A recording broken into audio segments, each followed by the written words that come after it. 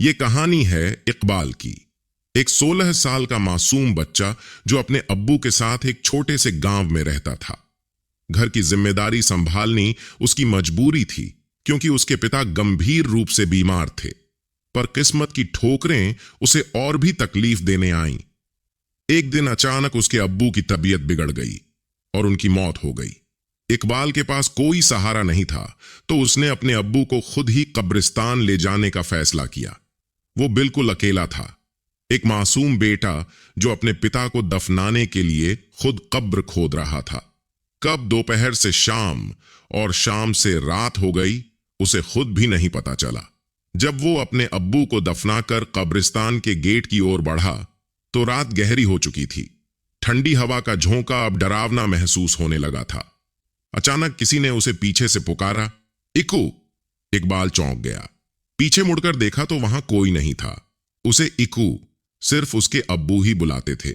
उसे लगा शायद ये उसका अब्बू ही है जो उसे पुकार रहे हैं।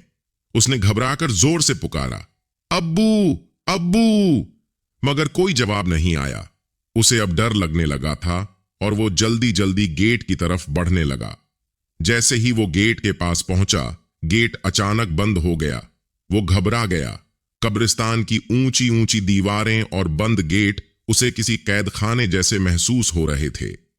गहरी सांस लेकर उसने दूसरे गेट तक जाने का फैसला किया, लेकिन वहां तक जाने के लिए उसे फिर से पूरे कब्रिस्तान के बीच से होकर जाना पड़ता।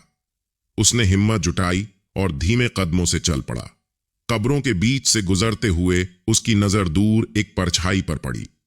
वो एक आदमी था, खामोश और ठंडे चेहरे के साथ खड़ा था। इकबाल ने हिम्मत करके पूछा, कौन हो तुम? उस आदमी ने कोई जवाब नहीं दिया। तभी वो आदमी का सिर अचानक पीछे की ओर मुड़ा और उसकी लाल लाल आंखें सीधे इकबाल को गुस्से से घूर रही थीं। ये देखकर इकबाल की चीख निकल गई और वो दौड़ पड़ा। दौड़ते दौड़ते वो एक पेड़ के पास जाकर रुका और डर से कांपते हुए वहां रात बिताने का सोचा। कुछ ही देर में उसके चारों तरफ घना कोहरा छा गया। अचानक उसने कोहरे में एक औरत को देखा जो तेजी से भाग रही थी।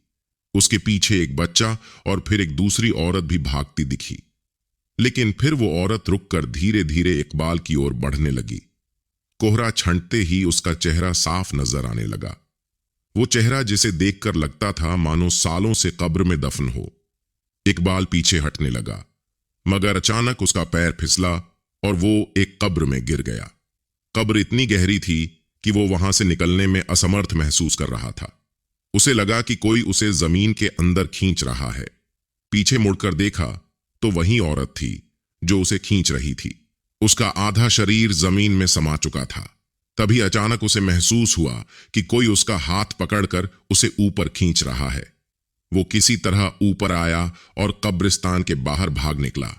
उसे महसूस हुआ कि जिसने उसे बचाया था वो उसके अब्बू ही थे। इसीलिए कहते हैं कि जो आपसे सच्चा प्यार करता है वो मरने के बाद भी आपकी मदद करता है। दोस्तों, हमें आशा है कि आपको हमारी ये कब्रिस्तान की भूतिया कहानी पसंद आई होगी। अगर आपके पास भी कोई ऐसी कहानी है जिसे आप चाहते हैं कि मैं अपने वीडियो में सुनाऊं, तो आप हमें भेज सकते हैं। और आप कहां से इस वीडियो को देख रहे हैं, कमेंट में जरूर बताएं।